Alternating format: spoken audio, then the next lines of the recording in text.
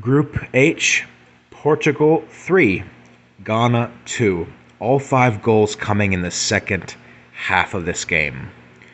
So where to start? I would really like to see Portugal go 5 at the back if Guerreiro is going to play. Drop Danilo, put Antonio in his place, and maybe perhaps have Pepe start. It eases the defensive job for Guerreiro because he's very mid, I think, and that gives Cancelo more freedom to go up front and contribute in attack. I would possibly play Paulinho and Neves in midfield just to dominate possession and close down any attack from the middle of the pitch. And either Bruno or Bernardo as attacking midfielder and Felix and Ronaldo up front.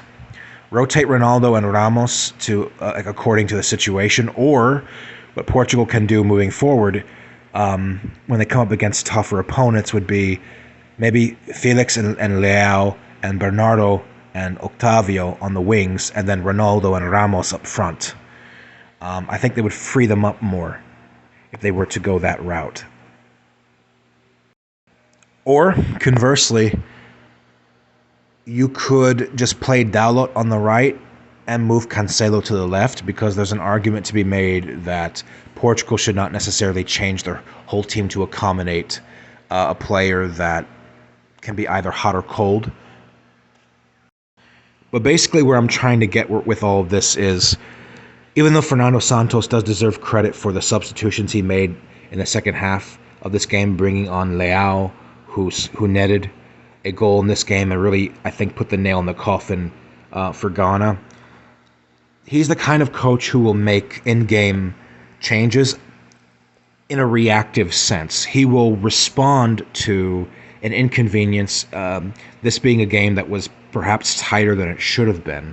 And Fernando Santos is the kind of guy who he'll make necessary substitutions and provide that sort of alleviation for Portugal up front, to have greater sense of free-flowingness in the final third, but he'll do it late on, and I just don't know if Portugal,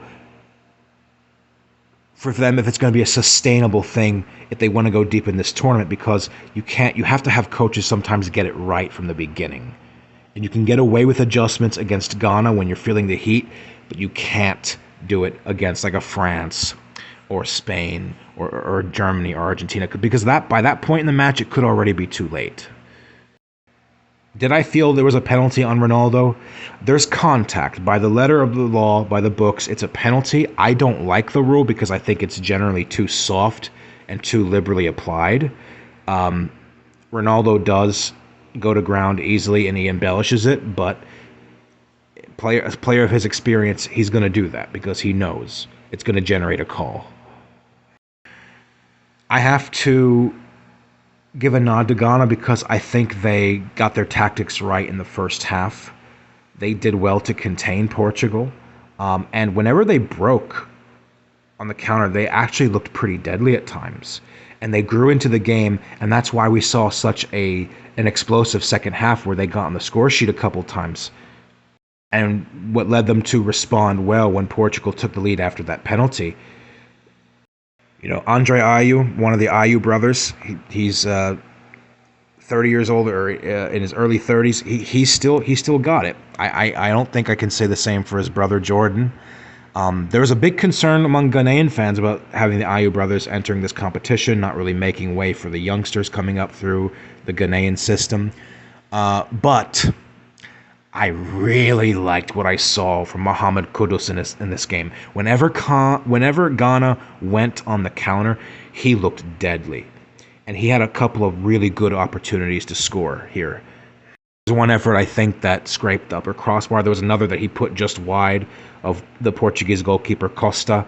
And I really appreciated his dynamism on the pitch. And when Ghana was growing into the game and they were getting hungrier and the heat was turning up and they started to find their sense of flow, their sense of rhythm, they looked like quite threatening. And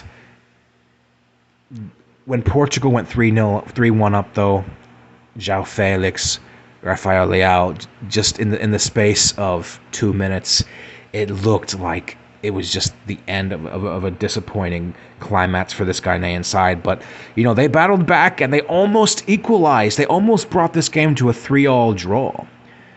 Osman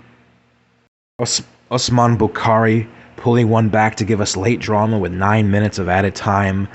And then you had that nearly costly mishap at the end with Costa and Inaki Williams. I mean, what he did was perfectly legal. He waited behind the keeper until Costa thought that he was clear, snuck up behind him, and he could have stolen that from his feet and just poked that in the back of the net. We would have had 3-3. It was a a clever move, but it failed because he tripped over his own feet.